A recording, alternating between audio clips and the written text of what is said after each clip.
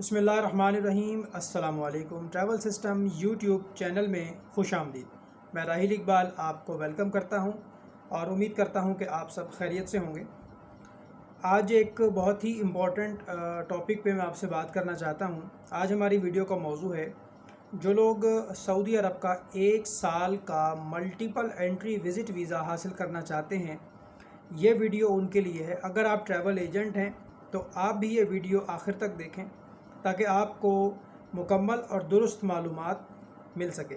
अगर आप एक ट्रैवलर हैं और आप सऊदी अरब का 1 साल का मल्टीपल विज़िट वीज़ा हासिल करना चाहते हैं तो ये वीडियो आप दोस्तों के लिए है। आपसे गुजारिश है कि आप चैनल को सब्सक्राइब ज़रूर कीजिएगा। वीडियो पसंद आए तो वीडियो को लाइक करें और इसको शेयर भी कीजिएगा। तो सबसे ज़्यादा प्रॉब्लम ये है कि जब लोग मुझसे रब्ता करते हैं कि हमें 1 साल का मल्टीपल विज़िट वीज़ा चाहिए, तो उनमें एक बड़ी कसीर तादाद ऐसे लोगों की है जो पाकिस्तानी हैं, इस वक्त पाकिस्तान में मुकीम हैं, उनके पास सिवाय पासपोर्ट के और कुछ भी नहीं है, और वो ये चाहते हैं कि उनको भी सऊदी अरब का 1 साल का मल्टीपल एंट्री विज़िट वीज़ा लेकर दिया जाए ताकि वो भी बआसानी सऊदी अरब जा सकें और बआसानी सऊदी अरब से आ सकें। तो यहाँ मैं थोड़ी सी दुरुस्तगी करना चाहता हूँ। बहुत से ट्रैवल एजेंट हजरात, उनको तो ये मालूम है, और चंद एक ऐसे ट्रैवल एजेंट हैं जिनको ये मालूम नहीं है कि ये वीज़ा बेसिकली किन लोगों के लिए है। तो गुफ्तगू को आगे बढ़ाने से पहले मैं अपना व्हाट्सएप का नंबर आपके साथ शेयर करना चाहता हूँ। 11 बजे से लेकर शाम 5 बजे तक आप मुझे व्हाट्सएप पर टेक्स्ट मैसेज कर सकते हैं और अपनी बारी का इंतज़ार करें। मैं ख़ुद आपके साथ कम्युनिकेशन करूँगा। बराए मेहरबानी आपसे दरख्वास्त है कि व्हाट्सएप पर आपने ऑडियो कॉल नहीं करनी, मैसेज करने के बाद अपनी बारी का इंतज़ार करना है। मेरा व्हाट्सएप नंबर है 030540511144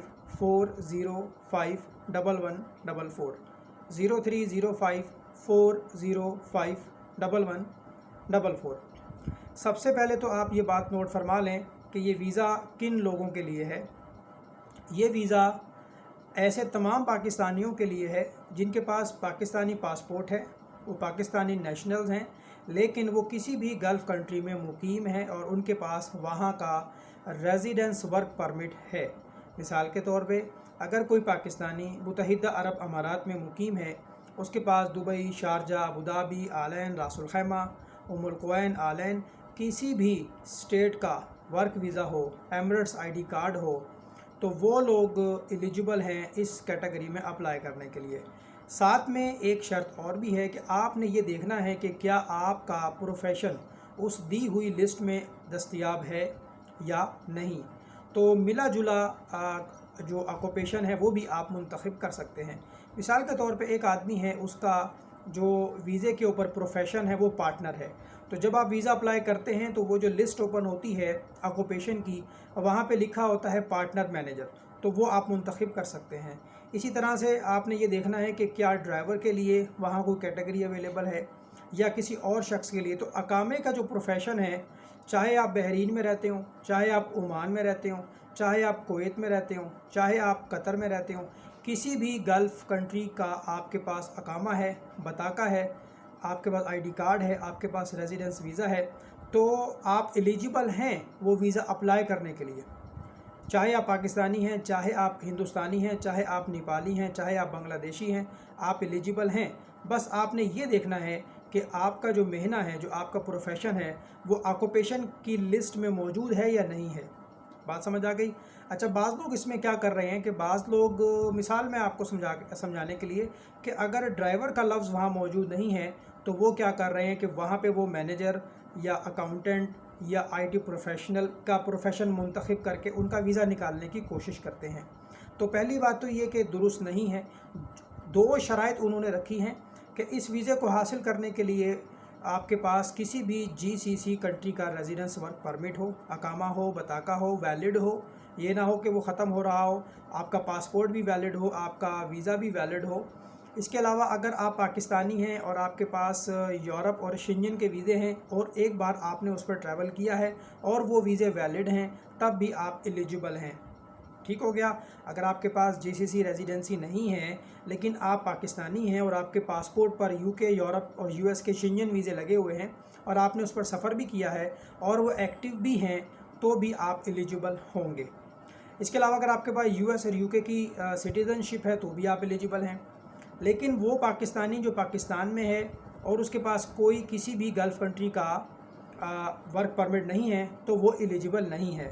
سب سے زیادہ ایشو آ رہا ہے کہ جب ویزا اپلائی کرتے ہیں تو وہ سینڈ ٹو ایمبیسی ہو جاتا ہے۔ اب یہاں سے آپ نے میری بات کو توجہ سے سننا ہے۔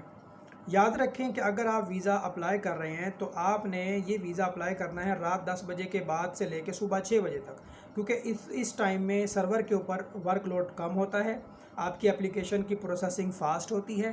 6 بجے سے لے کے رات 10 بجے تک جو ہے وہ سرور پہ بہت لوڈ ہوتا ہے، ہزاروں لاکھوں لوگ اپلیکیشنز ڈال رہے ہوتے ہیں، تو لہٰذا اس چیز کو اوائڈ کریں، رات 10 بجے کے بعد ہی آپ جو ہے وہ ویزا پروسیس کریں۔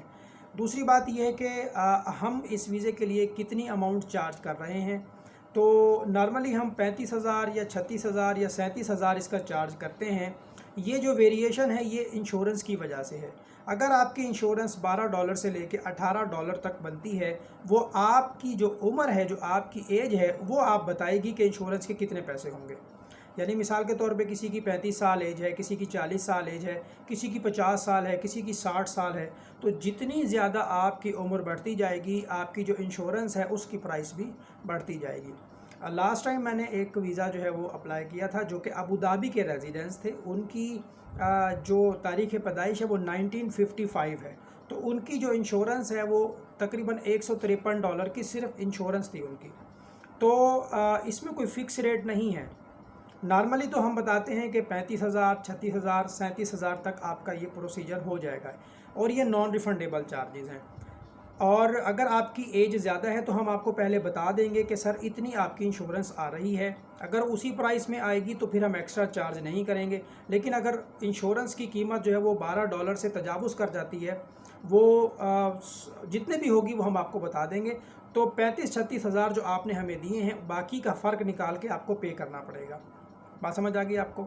تو اگر چھوٹا بچہ ہے یا سنگل لیڈی ہے یا خاتون ہے یا کوئی مرد ہے جس کی ایج 35-40 سال ہے، تو اس کا تو نارملی 35-36,000 میں ہو جاتا ہے، ٹھیک ہو گیا۔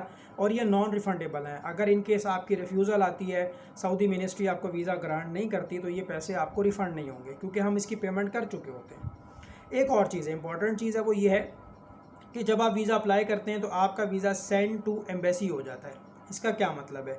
آلموسٹ اس کا مطلب آپ یہی سمجھیں کہ وہ ویزا اب گرانٹ نہیں ہوگا، جتنے بھی ویزے سینڈ ٹو ایمبیسی ہو رہے ہیں وہ گرانٹ نہیں ہو رہے۔ اس سلسلے میں ہمارے ایک دوست ہیں جن کا تعلق سعودی ایمبیسی کے ساتھ بھی ہے، ان سے بھی میری مشاورت ہوئی، تو انہوں نے بتایا کہ راہیل بھائی جتنے ویزے سینڈ ٹو ایمبیسی ہیں ہمیں ابھی اجازت نہیں ہے کہ ان کو پروف کیا جائے، لہٰذا اگر آپ کا کلائنٹ ایگری ہے تو آپ اس کے لیے ایک نیو اپلیکیشن فائل کر دیں۔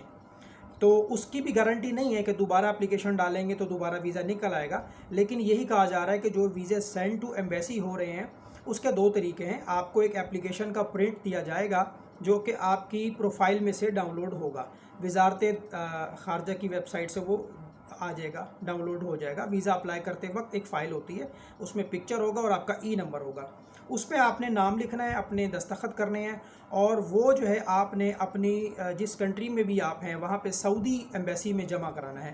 اگر آپ متحدہ عرب امارات میں ہیں تو دبئی اور ابوظہبی میں سعودی مشن موجود ہے، سعودی ایمبیسی میں جا کے وہ پرچہ آپ نے جمع کرا دینا ہے، ٹھیک ہے جی۔ اسی طرح اگر آپ عمان میں ہیں تو مسقط میں جائیں گے، بحرین میں ہیں تو منامہ میں جائیں گے، کویت میں ہیں تو کویت میں جائیں گے، قطر میں ہیں تو دوحہ میں جائیں گے۔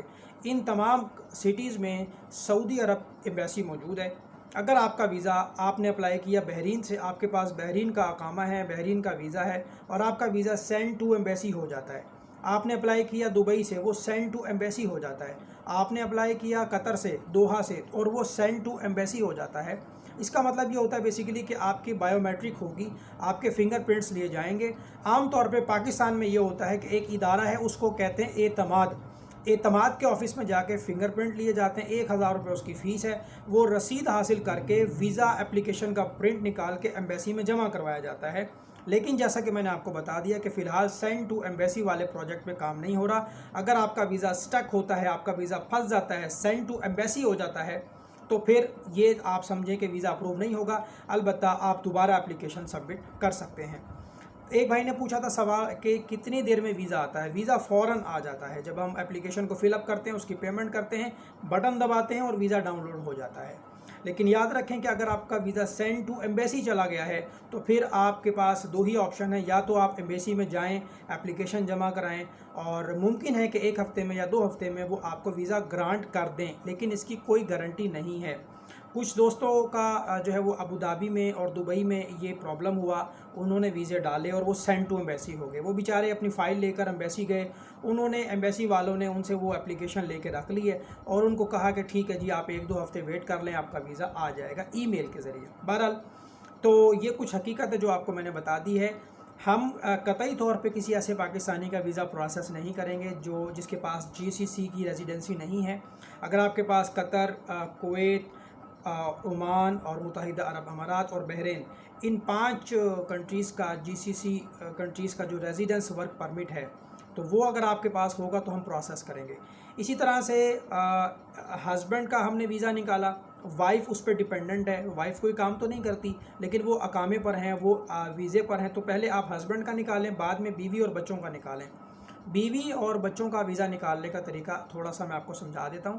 جو پروفیشن ہسبینڈ کا ہے، جب آپ بیوی کا ویزا اپلائی کریں گے تو وہی پروفیشن آپ نے منتخب کرنا ہے، اس کو نیکسٹ کرنا ہے، اور انشورنس کی جب سکرین آپ کے سامنے آ جائے تو اس کو آپ نے ہوم پیج پہ بیک کر کے مین پیج پہ آ جانا ہے۔ ادھر سے ایک بٹن ہوگا ایڈٹ کا، ایڈٹ پہ جائیں گے تو آکوپیشن کو ریموو کر کے آپ نے لکھ دینا ہاؤس وائف۔ اسی طرح بچوں کا آپ نے پورا فارم فل اپ کرنا ہے، بچے تو کام نہیں کرتے تو بچوں کے لیے بھی آپ نے وہی پروفیشن لکھنا ہے جو ان کے والد کا ہے۔ مثال کے طور پہ اکاؤنٹنٹ ہیں تو بچے کا پروفیشن آپ اکاؤنٹنٹ لکھیں گے، اس کو آگے سیو کریں گے انشورنس تک، اور پھر پیچھے آ جائیں گے، یعنی انشورنس کے پیج پہ آ کے آپ نے بیک آ جانا ہے، انشورنس پہ کلک کر کے آگے نہیں جانا ورنہ وہ ایڈٹ نہیں ہوگا۔ پھر وہ آپ نے مین پیج پہ آ کے اس کو ایڈٹ کرنا ہے اور آکوپیشن کو ماڈیفائی کر کے وہاں پہ لکھ دینا ہے بیٹا ہے تو سن، بیٹی ہے تو ڈاٹر، اس طرح کے آپ نے وہ جملے لکھ دینے، پھر اس کو سیو کرنا ہے، پھر اس کی پیمنٹ کرنی ہے۔ اسی طرح سے اگر بیوی کام کرتی ہے اور ہسبینڈ کام نہیں کرتا تو پھر آپ نے کیا کرنا ہے کہ بیوی کا جو پروسیس کر دیا آپ نے ویزا، پھر ہسبینڈ کا جب آپ نے ویزا پروسیس کرنا ہے تو وہ تو کوئی کام نہیں کرتے، تو آپ نے کیا کرنا ہے کہ بیوی والا آکوپیشن وہاں پہ لکھنا ہے، پھر اس کو آپ نے بیک کر کے مین پیج پہ آنا ہے، اس کو ایڈٹ کرنا ہے اور آکوپیشن میں سے وہ ریموو کر کے لکھ دینا ہے ہسبینڈ، ٹھیک ہے۔ اس طرح سے یہ ہسبینڈ، وائف اور بچوں کا یہ ویزا پروسیس ہوگا۔ اور اس کے علاوہ 1 سال کا ملٹیپل ویزا ہے یہ، آپ اس کے اوپر 90 دن قیام کر سکتے ہیں، 90 دن کے بعد آپ کو ان آؤٹ کرنا پڑے گا، ایگزٹ انٹری کرنا پڑے گا، اس پہ عمرہ بھی ادا کر سکتے ہیں، احرام پہن کر آپ جا سکتے ہیں۔ ویزا اپلائی کرتے وقت وہ آپ سے پوچھے گا کہ کیا آپ عمرہ کرنا چاہتے ہیں، آپ نے اس کو ٹک مارک کرنا ہے۔ اس میں کچھ ٹرانزیکشنز ہوتی ہیں، پہلے تقریباً $10 کی ٹرانزیکشن ہے، پھر دوبارہ $10 کی ٹرانزیکشن ہے، پھر نمبر 3 پہ انشورنس کی ٹرانزیکشن ہے، پھر اس کے علاوہ جو ہے ویزے کی ٹرانزیکشن ہے۔ ٹوٹل یہ کوئی 4 یا 5 ٹرانزیکشنز اس کی ہوتی ہیں، لیکن وہ ڈیپینڈ کرتا ہے کہ آپ سے وہ آپ کی ایج کے مطابق وہ انشورنس کی ویلیو آپ کو چارج کرے گا۔ تو جو لوگ مجھ سے ویزا کروانا چاہتے ہیں میں حاضر ہوں، ان کے لیے میں کر دوں گا۔ میں نے کویتیوں کا بھی کیا ہے جو کہ کویت کے ریزیڈنس ہیں، میں نے بحرین ریزیڈنس کا بھی کیا ہے، میں نے UAE ریزیڈنس کا بھی کیا ہے، میں نے عمان ریزیڈنس کا بھی کیا ہے۔ صرف آپ نے یہ دیکھنا ہے کہ ان کا کارڈ ویلڈ ہو، ان کی ایکسپائری نہ ہو اور ان کا جو پروفیشن ہے وہ لسٹ میں دیا ہوا ہو، تو انشاءاللہ ویزا آپ کا آ جائے گا۔ لیکن اگر آپ کا ویزا سٹک ہوتا ہے تو ٹوٹل چارجز نان ریفنڈیبل ہیں۔ اگر آپ کا ویزا سینڈ ٹو ایمبیسی ہوتا ہے، ایسی صورت میں بھی آپ کو پھر یا تو انتظار کرنا پڑے گا یا پھر نیو اپلیکیشن ڈالنی پڑے گی۔ اپنا بہت زیادہ خیال رکھیں، ویڈیو کو لائک کر کے شیئر کر دیں۔ اللہ حافظ۔